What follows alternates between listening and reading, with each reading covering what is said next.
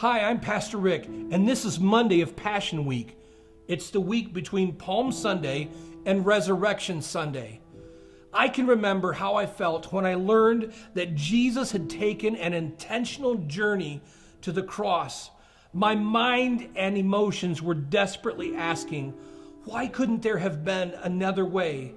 You see, the cross is so offensive to me.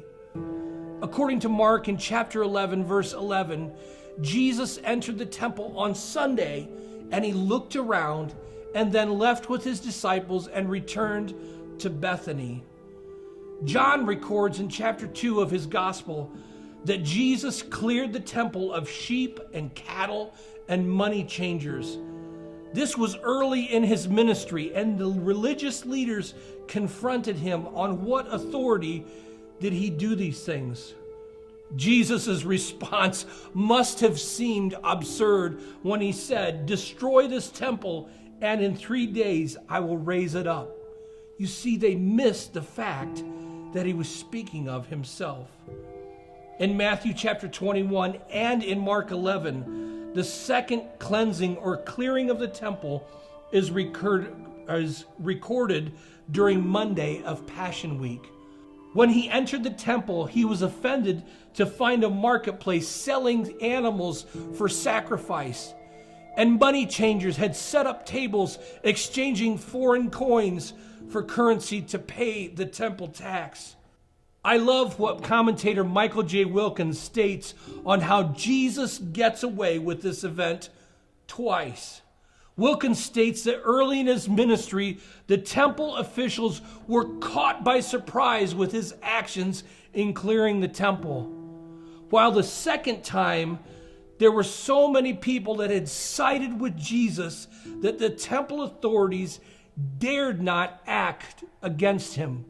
In Mark chapter 11, verse 15 through 17, Mark writes, "On reaching Jerusalem, Jesus entered the temple courts and began driving out those who were buying and selling there. He overturned the tables of the money changers and the benches of those selling doves, and would not allow anyone to carry merchandise through the temple courts. And as he taught them, he said, 'Is it not written, my house will be called a house of prayer for all nations, but you have made it a den of robbers?'" So why did Jesus do this? What were the issues with the marketplace? First of all, it prevented the Gentiles from worshiping. The one place in the temple that the Gentiles were allowed to go and worship God, they had set up a marketplace. Secondly, it had become a commercial shortcut. There's evidence that the area had become a shortcut between one side of the city and the other side of the city. Obviously, this is not what the temple was meant for. And finally, it was Jesus' act of judgment on the religious leaders of Israel. It emphasized the failure of the sacrificial system and the need of a new permanent sacrifice. In less than a week, Jesus would become that sacrifice. We also struggle with cluttering up the temple with things that distract us from worship. I'm not talking about your church building.